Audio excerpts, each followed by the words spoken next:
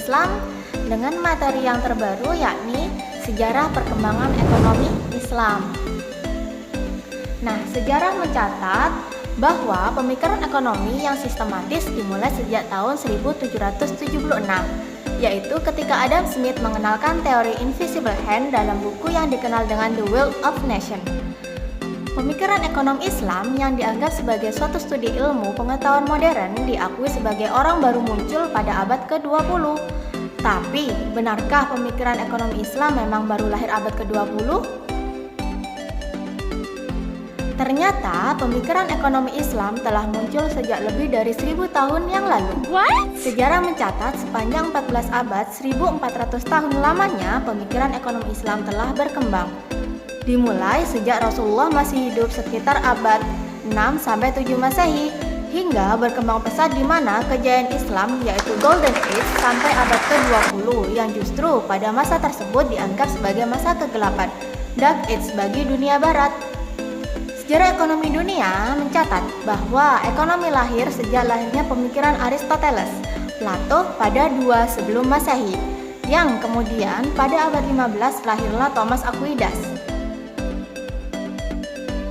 Sejarah ekonomi dunia mencatat bahwa ekonomi lahir sejak lahirnya pemikiran Aristoteles, Plato pada 2 sebelum Masehi, yang kemudian pada abad ke-15 lahirlah Thomas Aquinas, dan dibukanya pintu pemikiran ekonomi oleh kaum merkantilis pada abad ke-17 sebelum teori invisible hand-nya Adam Smith. Ternyata mereka menemukan benang putus di antara kedua masa tersebut yang disebut masa Great Gap. Di sisi lain, dunia Islam justru mencapai kegemilangan. Terjadi transformasi pemikiran ekonomi, demikian pula ilmu pengetahuan secara umum dari Islam ke Barat pada abad pertengahan. Banyaknya kesamaan ataupun kemiripan antara pemikiran sarjana Muslim dan Barat memunculkan beberapa dugaan. Yang pertama, terjadi dua kebetulan yang sama antara pemikiran sarjana Muslim dan Barat. Kedua, sarjana Barat dipengaruhi oleh pemikiran sarjana Muslim. Dan ketiga, sarjana Barat melakukan plagiasi atas karya para sarjana Muslim. Sejarah perekonomian Islam pada dasarnya bersumber dari ide dan praktek ekonomi yang dilakukan oleh Nabi Muhammad SAW dan para sahabatnya serta pengikutnya sepanjang zaman.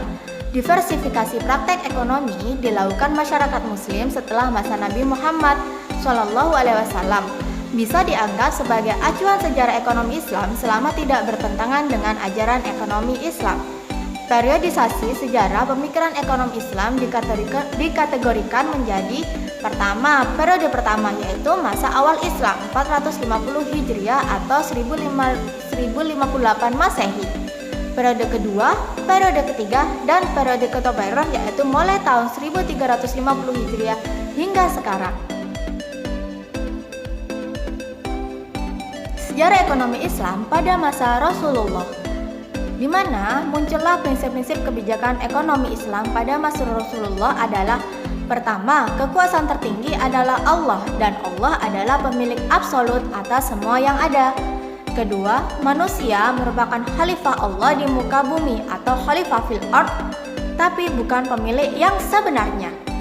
Semua yang dimiliki dan didapat manusia adalah karena seizin Allah. Oleh karena itu, saudara-saudaranya yang kurang beruntung memiliki hak atas sebagian kekayaannya.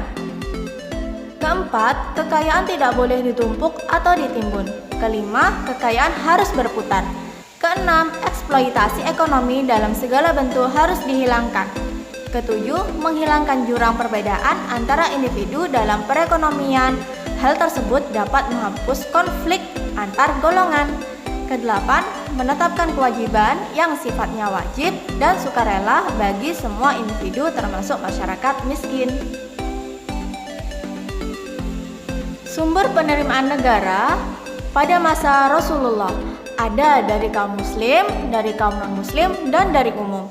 Di mana dari kaum muslim ada zakat mal, zakat fitrah, usur, wakaf, amal fadlah, nawaib, sedekah, dan humus. Sedangkan dari kaum non-muslim ada 3, yakni jizyah, kharaj, dan usur. Dari umum ada ghanimah, fai, uang tebusan, pinjaman dari kaum muslim atau non-muslim, dan hadiah dari pemimpin negara lain. Nah, apa saja yang ada di dalam ketika masa pemimpinan Khulafaur Rasyidin? Nah, di sini yang pertama, kebijakan ekonomi menurut Abu Bakar As-Siddiq, yakni pertama, keakuratan perhitungan zakat, pembangunan Baitul Mal, menerapkan konsep balance budget di mana seluruh pendapatannya langsung didistribusikan tanpa adanya cadangan. Keempat, melakukan kebijakan pembagian tanah hasil taklukan sebagian kepada kaum muslimin dan sebagian menjadi tanggungan negara. Selanjutnya, kebijakan ekonomi Umar bin Khattab. Yang pertama, reorganisasi Baitul Mal, yaitu dengan menjadikan Baitul Mal sebagai lembaga negara resmi yang dikenal dengan Al-Diwan, yaitu kantor untuk membayar tunjangan-tunjangan angkatan perang dan pensiun serta tunjangan-tunjangan lainnya.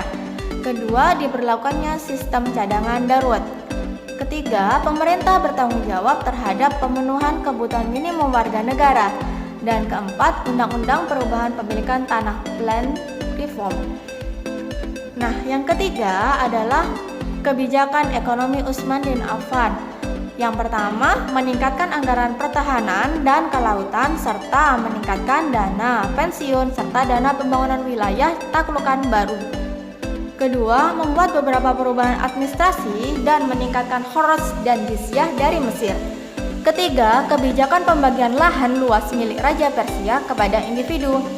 Sedangkan kebijakan ekonomi Ali bin Abi Thalib ada 3. Yang pertama, pendistribusian seluruh pendapatan yang ada pada Baitul Mal dengan kebijakan pada masa Rasulullah dan Abu Bakar As-Siddiq sama. Kemudian yang kedua, pengeluaran angkatan laut dihilangkan karena daerah pesisir pantai di bawah penguasaan Muawiyah. Dan terakhir, adanya kebijakan pengetatan anggaran negara. Nah, selanjutnya, yuk kita bahas pemilikan ekonomi muslim sesuai tingkatan periodenya. Pada periode pertama, ada 15 ekonom muslim. Pertama, Zaid bin Ali, Abu Hanifah Al-Auza'i, Malik, Abu Yusuf, Muhammad bin Hasan, Yahya bin Adam Al-Qurashi, Syafi'i, Abu Ubaid, Ahmad bin Hambal, Haris bin Asad Al-Muhasibi, Junaid Al-Baghdadi, Qudamah bin Ja'far, Abu Ja'far Al-Dawud, dan Ibnu Maskaweh. Kali ini di periode pertama saya akan membahas pemikiran dari Abu Yusuf.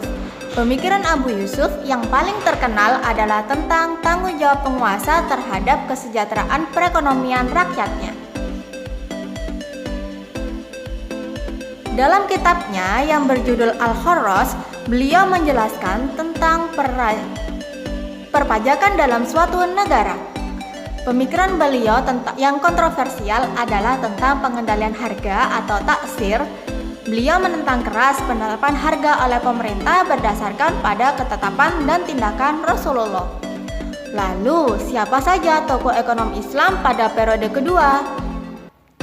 Tokoh ekonomi Islam pada periode kedua ada 5, yakni Al-Ghazali, Al-Mawardi, Nasiruddin Tusi, Ibnu Taimiyah, dan Ibnu Khaldun.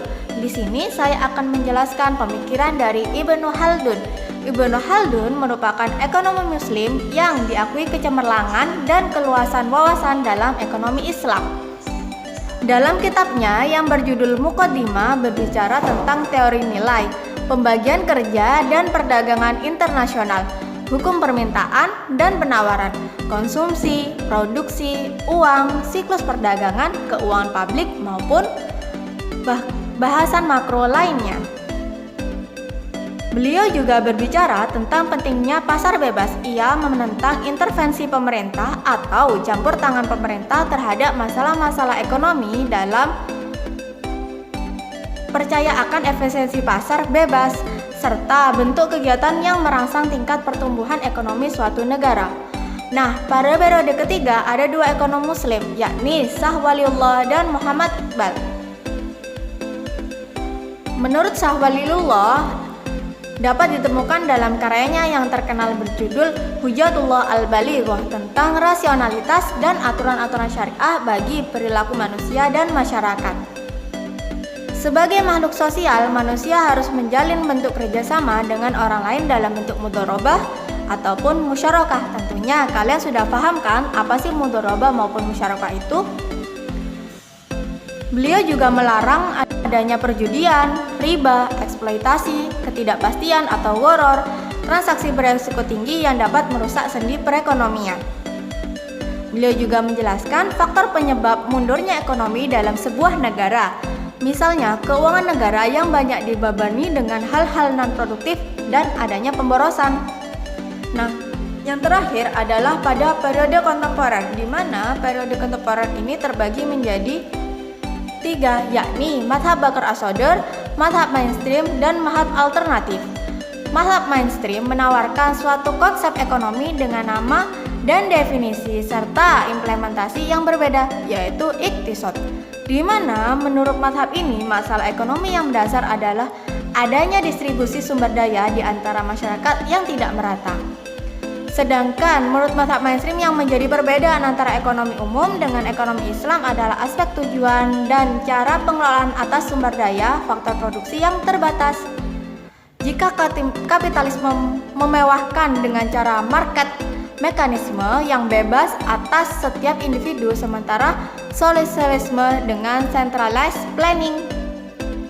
Sedangkan mazhab alternatif menyatakan bahwa Islam pasti benar, tetapi ekonomi Islam belum tentu semuanya benar, sebab merupakan interpretasi manusia terhadap Al-Quran dan Sunnah. Nah, demikian pembahasan kita tentang sejarah ekonomi Muslim. Terima kasih. Wassalamualaikum warahmatullahi wabarakatuh.